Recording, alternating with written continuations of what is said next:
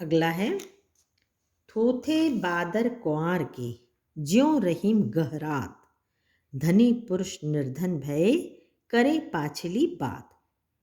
थोथे बादर कुआर के, बादर मतलब बादल, थोथे मतलब खाली, कुआर एक महीना होता है। हमने पहले भी जो हिंदी में लेसन पढ़ा था तो उसमें हिंदी के महीनों का उल्लेख किया था। तो कुआर महीना जो जिसे हम अधिकतर इंग्लिश के महीने में सितंबर का जो महीना होता है उसी समय लगभग कुआर का महीना आता है। तो कवि कहते हैं कि रहीमदास कहते हैं कि कुआर के महीने में बादल जो है ज़बरदस्ती के गहराते हैं और गरजते हैं, लेकिन वो बरसते नहीं हैं। बरसते कब हैं? बादलों का बरसने का समय होता है वर्षा ऋतु में जुलाई अगस्त, अर्थात वो सावन और भादों में ज़्यादा बरसते हैं। लेकिन कुआर के जो बादल होते हैं वो बरसते नहीं हैं, वो क्या करते हैं? खाली गरजते हैं। ठीक उसी प्रकार धनी पुरुष निर्धन भय, कभी जो व्यक्ति धनी रहता था, संपत्ति रहती थी उसके पास, लेकिन अब वो निर्धन हो गया, अब वो गरीब हो गया। निर्धन मतलब गरीब। करे पाछली बात, लेकिन अभी भी वो अपनी संपन्नता के गुण गाते रहता है, जबकि अब उसके पास धन नहीं होने के कारण वो सारी चीज़ें नहीं कर पाता जो धन संपत्ति रहने पे करता है। तो कवि ने तुलना किससे की है? कुआर के बादलों से निर्धन व्यक्ति की तुलना की है जो कभी किसी ज़माने में धन संपत्ति हुआ करता था। तो जिस प्रकार कुआर के बादल हमेशा गरजते हैं लेकिन बरसते नहीं हैं, उनमें जल नहीं रहता है। लेकिन उसी तरह से जो व्यक्ति पहले संपन्न था लेकिन अब निर्धन हो गया, परंतु वो अपनी पुरानी बातों को याद करके अभी भी अभिमान करता है।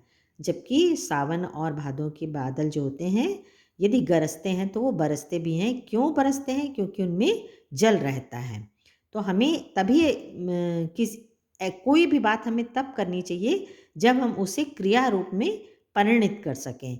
खाली हमें अपनी खोखली बातों को, खाली बातों से हमें नहीं जीतना चाहिए। हमें क्या करना चाहिए? हमें कर्म भी करना चाहिए। अगला हम देखते हैं, धरती की सी रीत है, शीत घाम और मेह, जैसी परे सो सही रहे, त्यों रहीम यह देह। धरती की सी रीत है, रीत मतलब रिवाज। शीत घाम और मेह, शीत मतलब ठंडी, घाम मतलब गर्मी, औ मतलब और, मेह मतलब वर्षा। तो धरती को क्या सहना पड़ता है? गर्मी का सीजन सहना पड़ता है, ठंड सहनी पड़ती है, बारिश सहनी पड़ती है। जैसी परे सो सही रहे, त्यों रहीम यह दे। तो रहीमदास किसकी तुलना करते हैं? धरती से, देह की, मनुष्य के शरीर की। तो जिस प्रकार धरती गर्मी, ठंड और बारिश सहती है, उसी प्रकार से मनुष्य का ये शरीर भी है जिसे सुख और दुख दोनों सहन करने के लिए तैयार रहना चाहिए। तो आपने देखा कि हर दोहे में कवि ने अलग अलग संदेश दिया है, और ये जो खाली हमें कविता पढ़ना नहीं है, बल्कि हमें क्या करना है? इसको अपने ऊपर में लागू करना है। इसे हमें अपने क्रिया रूप में परिणित करना है। जो इससे हमें संदेश मिला है वो हमें अपने जीवन में भी उतारना चाहिए। इसमें हम आपको दोहे के अर्थ और क्वेश्चन आंसर दोनों लिखाएंगे, और इसमें कुछ चीज़ें भी दी गई हैं, जैसे नीचे दिए गए दोहों में बताई गई सच्चाइयों को यदि हम अपने जीवन में उतार दें तो इनके क्या लाभ होंगे, सोचिए और लिखिए।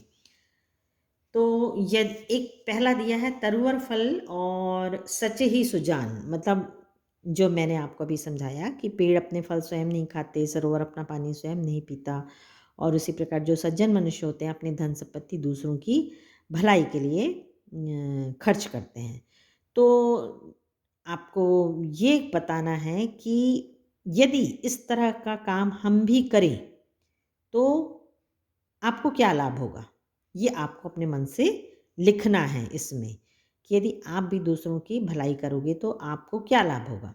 मैं आपको हिंट दे दूं, आप इसी को बेस बनाकर, इसी को आधार बना के अपने शब्दों में अपना जो महसूस करोगे वो आप लिखोगे। मैं जो महसूस करूँगी, यदि मैं किसी के लिए कुछ अच्छा काम करती हूँ इस दोहे से प्रेरित होकर, तो मैं क्या महसूस होंगी, मुझे क्या लाभ मिलेगा।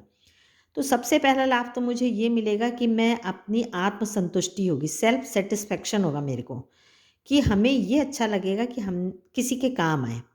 दूसरे के चेहरे की खुशी या दूसरों को खुशी दे के हमको जो खुशी मिलती है, वो हमको अपने आप अपने लिए कुछ करके वो खुशी नहीं मिलेगी, जो हमें दूसरों को खुशी देकर जो खुशी मिलेगी। तो पहला लाभ तो यही है कि हमको आत्मसंतुष्टि होगी कि हमने किसी के लिए मदद किया, हम किसी के काम आए।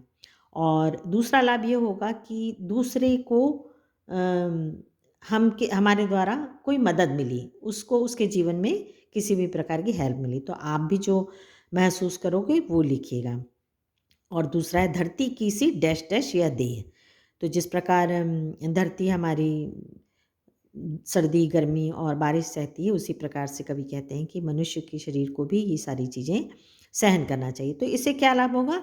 इससे लाभ होगा मैं अपना स्वयं का बता रही हूँ कि हम किसी भी परिस्थिति में, किसी भी सिचुएशन में बहुत जल्दी एडजस्ट हो जाएँगे और हमें कोई तकलीफ़ नहीं होगी। यदि हम शुरू से एडजस्ट करना सीखेंगे और तकलीफ़ सहना सीखेंगे, तो हमारे जीवन में कोई भी परेशानी या कठिनाई आएगी, तो हम उसको बहुत आसानी से हैंडल कर सकेंगे।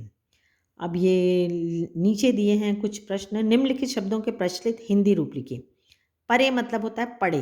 अब ये इनकी जो भाषा है वो अवधी भाषा है, वो उस भाषा में लिखे हैं।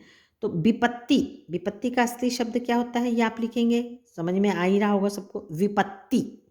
बादर, बादर का क्या होता है असली शब्द? बादल। मछली, मछली। और शीत, शीत। शलगम का श है वो शीत होगा। उम्मीद है आपको समझ में आया होगा और आपको हम पीडीएफ भेजेंगे, उसमें आप लिख लेंगे। Thank you.